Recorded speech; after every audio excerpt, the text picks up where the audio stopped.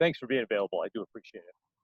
First thing we wanted to talk about are the ongoing protests, and specifically Mayor Wheeler is getting a lot of criticism from both sides now. What do you think? Is he doing okay? Should he resign? Look, Pat, I have to say this. These are extremely challenging times. This is a 100-year global pandemic. We are also faced with an economic recession, and on top of that, a clarion call for racial justice. Um, Local elected officials are making the best decisions that they can with the information that they have at the time. Obviously, I would put Mayor Wheeler in that category as well. Do you think it's unhelpful then? Would you urge people to stop calling for his resignation? Look, I think what we need to focus on right now is tackling racial justice. And it permeates our systems, our institutions, and our cultures. And I think each one of us can be working to make a difference as we work to eradicate racism. I think that's where we should be focusing our time and energy right now.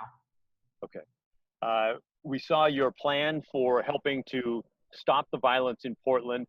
Or maybe you could just talk about that a little bit. I imagine you're hoping the state police will have sort of the same impact they did when they came in to protect the federal courthouse. Well, I have full faith and confidence in our Oregon State Police. But I think what's most important about this plan is that it's a unified effort. It's a collective effort.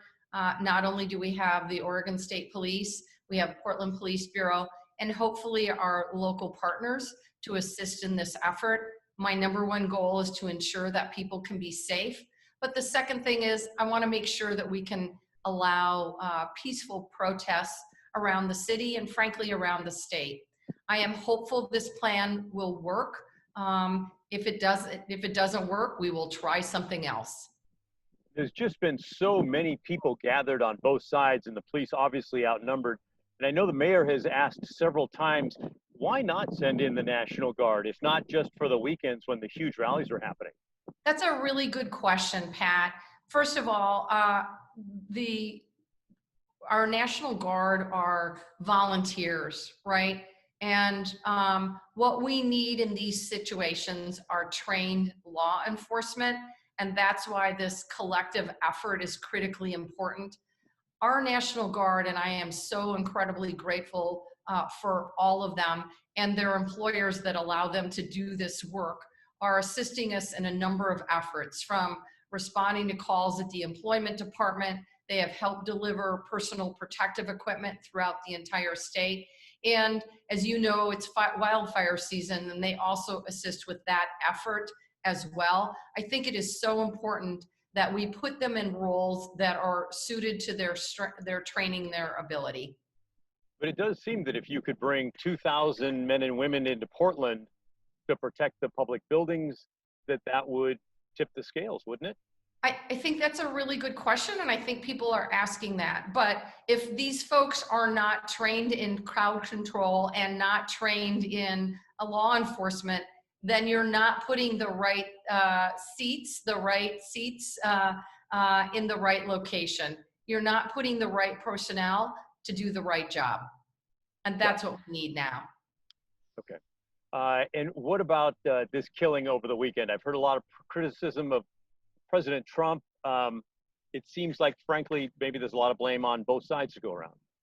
Look, here's what I would say about President Trump. I think there's absolutely no question that his words are sowing hate and division across the entire United States. And we're seeing these words bear fruit in communities like Kenosha, in communities like Charlottesville, and unfortunately now in Portland. But I have to say this is not about Donald Trump's America. This is about our Oregon and what we want for our communities within this incredibly great state. And I think it's so important that we come together, that we end the violence, the arson and the property destruction on the streets of Portland, and that we focus our time and our energy on eliminating racism in our police system, in our criminal justice system, in our education system, and our healthcare system. That's where we need to be focused as a community and as a state. I've talked with some of the people who took part in the Trump rally, and part of what they're saying is, for crying out loud, we have a right to be able to drive through any public street we want with a flag in our car, and we shouldn't have to be attacked. Do you have any response to them?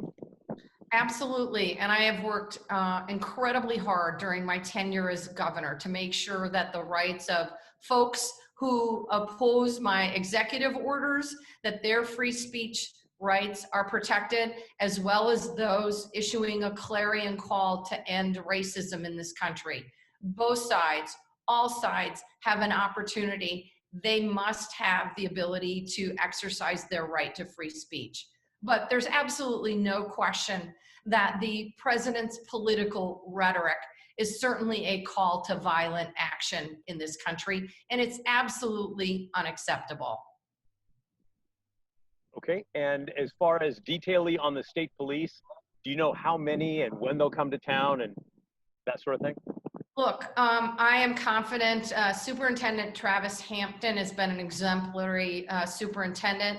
I am confident that he's working closely with the Portland Police Chief and our community partners to make sure that they have both adequate numbers of police in the area, as well as the right type of equipment and the right techniques to handle the situation.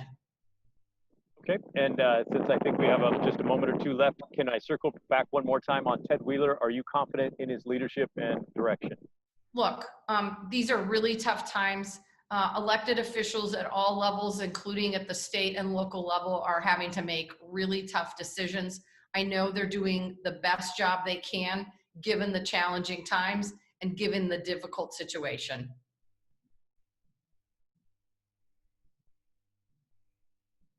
Sorry, I've been muting myself so the wind doesn't pick up and bring it I over hear on me it. or I something. know I hear it. You're fine. Sorry. So if you don't mind me pushing just a little bit more, that is a great statement, but I'm not quite sure how it relates to Ted Wheeler. Look, I am not going to Monday morning quarterback other elected officials right now. As I said, these are really challenging times. I will tell you that I am one of those folks that likes to make decisions that will keep people happy. And right now, it is really challenging to make decisions. And we do the best we can, all of us, Republican, Democrat, urban and rural, to keep our communities safe and to make sure that our communities are able to move forward.